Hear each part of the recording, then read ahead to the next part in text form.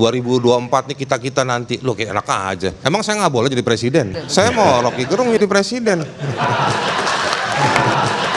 Mohon 12 orang ini mendalilkan soal judicial review itu bukan untuk 2019, tapi untuk menegakkan ulang kedaulatan rakyat. Jadi mereka yang mencurigai ini beban politik, justru mereka yang berpikir politis itu.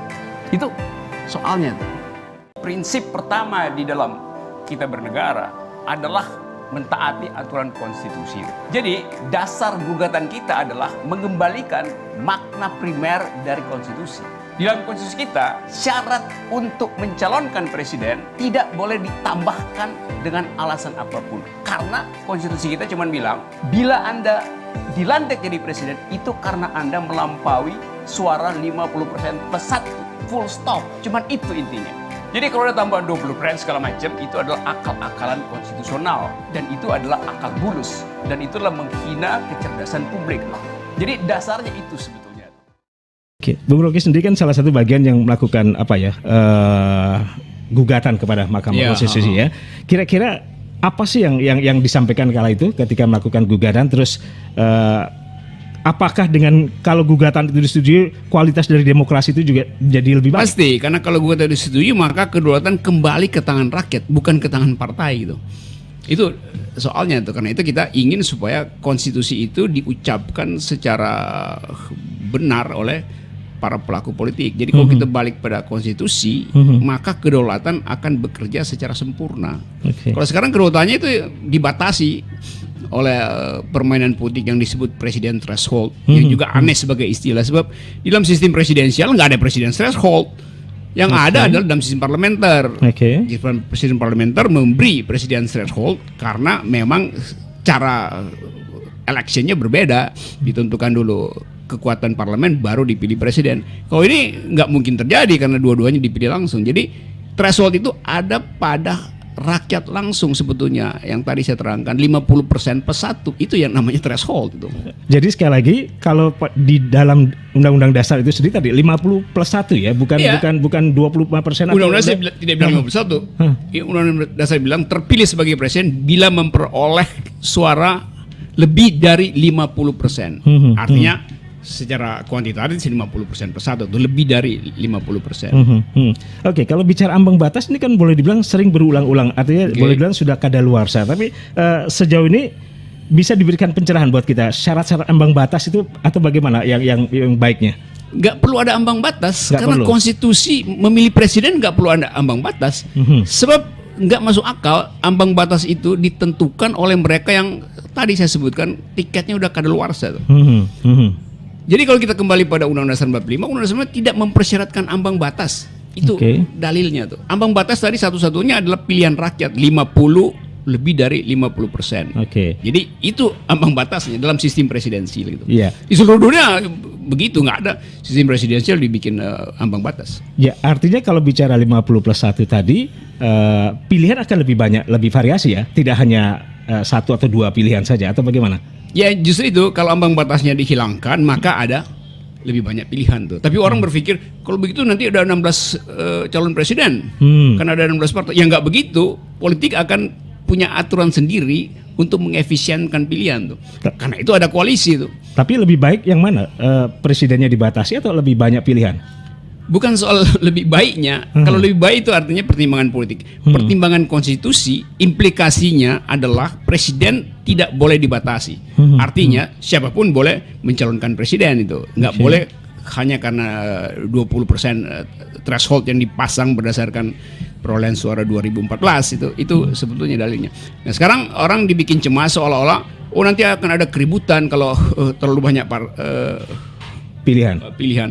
Yaitu urusan dan biaya besar juga sudah pasti. Tapi itu bukan urusan konstitusi. Jadi kita nggak bisa membatalkan dalil konstitusi, ayat konstitusi itu dengan mengajukan keberatan teknis.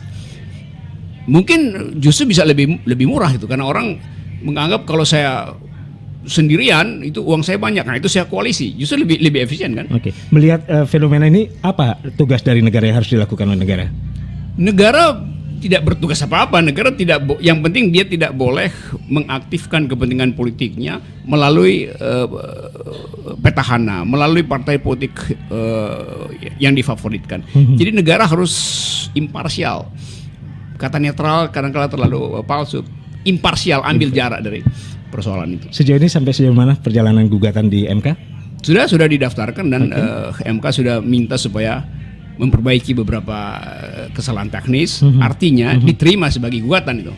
Jadi akan ada sidang berikutnya. Kalau nggak diterima pasti akan dikembalikan berkasnya. Sekarang justru diminta disempurnakan kalimatnya atau mungkin tanda baca yang kurang. Jadi soal-soal teknis itu saja yang akan diperbaiki, dan tadi sudah diperbaiki, sudah dimasukkan kembali. Ada perlu dukungan dari masyarakat seperti apa? Ada, kita bikin petisi, bikin kampanye sosial media, dan akan ada forum pakar, semacam diskusi terbatas untuk menguji apakah dalil ini cukup kuat untuk diajukan ke publik. Kalau diajukan ke Mahkamah Konstitusi jelas dalilnya udah, tapi ke publik kan bahasanya mesti lain tuh. Oke, jadi apa yang mau disampaikan kepada publik malam ini? Bahwa kedaulatan rakyat itu tidak boleh dibatasi oleh arogansi partai-partai politik. Itu dalilnya tuh. Oke. Bapak siapa? Toha. Oh maaf, iya Pak Toha dari Motor. Iya. Dunia ini adalah hamparan persoalan dan manusia harus mampu menjawabnya. Barang siapa menolak persoalan tersebut, maka ia menolak dirinya untuk mencapai kedewasaan. Saya menginginkan Pak Rocky ini dengan pola pikir kecerdasannya itu harus diimbangi dengan implementasinya. Ya, seandainya Pak Rocky ini jadi presiden, mampu enggak? Nah, ini saya membayangkan apakah sesuai dengan pola pikirnya. Nah, ini. Oke, itu pertanyaan bermutu yang disampaikan dengan cara yang mendebarkan. Kalau Pak Toha misalnya jadi panelis debat presiden, dua-duanya gagap langsung. Jadi saya agak heran kenapa Pak Toha nggak nyalek aja. Kenapa itu senasib? Itu bukan karena kesalahan saya, bukan karena kesalahan Pak Toha. Presiden sekarang cuma ada 2 karena keputusan Mahkamah Konstitusi. Yang saya ikut gugat, saya ingin agar supaya presiden lebih dari 1, lebih dari 2, lebih dari 3, supaya ada variasi. Karena itu mesti dibatalkan threshold 20% itu. Nanti saya gagal di Mahkamah Konstitusi. Jadi bukan salah saya. Saya udah berupaya supaya ada peluang semua orang mampu untuk berdebat, masuk dalam kompetisi politik. Tapi sialnya partai-partai besar itu menghalangi hak saya dan Pak Toha untuk jadi pemikir, pemimpin sekaligus implementasi. Itu dasarnya. Dan kita semua ada di situ. Itu yang menyebabkan ketegangan hari ini. Karena konfrontasi 2 pihak. Jelas soalnya di depan mata kita.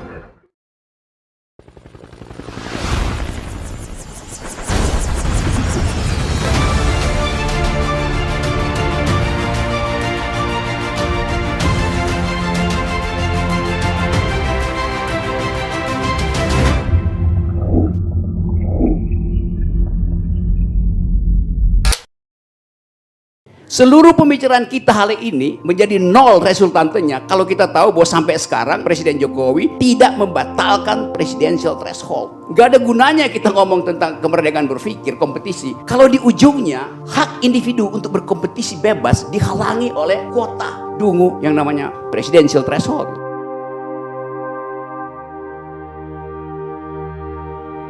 Jumpa lagi kita di channel yang cadas. Saya Rocky Gerung menolak ide presidensial threshold karena itu adalah ide dungu dari partai-partai binaan oligarki. Mereka ada di kapal yang sama yang hendak merampok demokrasi. Tenggelamkan kapal itu, kata Bu Susi. Salam akal sehat. Sobat semuanya, saya mau mengajak melakukan gerakan tolak presidensial threshold. Jadikan presidensial threshold 0% atau tiada presidensial threshold. Karena presidensial threshold hanya menjadikan demokrasi kita menjadi demokrasi kriminal. Demokrasi jual beli perahu. demokrasi yang menggunakan kekuatan finansial untuk memenangkan kompetisi pemilihan presiden dan wakil presiden. Karena itu, kita harus selamatkan Indonesia dengan menolak presidensial threshold atau jadikan presidensial threshold 0. Kami inginnya 0%. Saya lawyernya Ferry Julianto pemohon. Julianto. Bisa juga. Diterima nanti oleh petugas Mahkamah Konstitusi, nanti kita sudah resmi mengajukan permohonan. Sobat era sekalian, pagi ini saya Refli Harun mendampingi sebagai lawyer ya, mendampingi dua anggota Dewan Perwakilan Daerah Republik Indonesia. Pertama adalah Pak Bustami Zainuddin, Bustami daerah Zainuddin, pemilihan Lampung. daerah pemilihan Lampung. Dan yang kedua adalah Fahrul Razi dari Dapil Aceh. Salam 0%. 0% ya. Pak Gatot, komentarnya kenapa akhirnya ikut maju juga? Iya Bung Raffi, berdasarkan diskusi yang rutin, kemudian menyimak perkembangan situasi yang terkini, bahwa salah satu pangkal permasalahan jatuhnya demokrasi yang saya sampaikan bahwa ditinjau dari segi hak asasi manusia, merah raportnya, ditinjau dari segi kebebasan berpendapat, merah, kebebasan berinternet, merah, kemudian juga katanya demokrasi itu untuk menjadikan masyarakat, justru Merah kemiskinan bertambah, Iya. kesenjangan sosial bertambah, dan akumulasi nilai demokrasi Indonesia pun merah.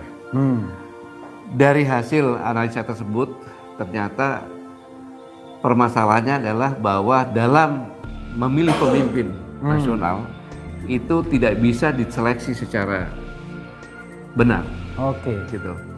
Jadi tidak secara demokrasi, justru mengambil demokrasi Oke. dengan presidensial threshold 20%. Oke. Oleh sebab itu,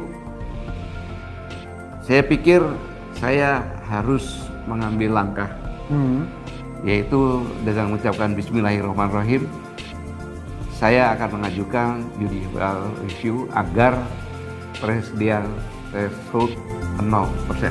Oke.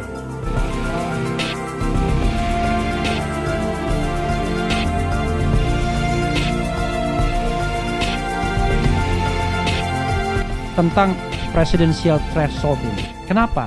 Kalau kita bolak-balik konstitusi, tidak ada legitimasi untuk adanya presidensial threshold. Karena pasal 6A ayat 2 itu dengan jelas mengatakan ceto welo-welo, ya kan?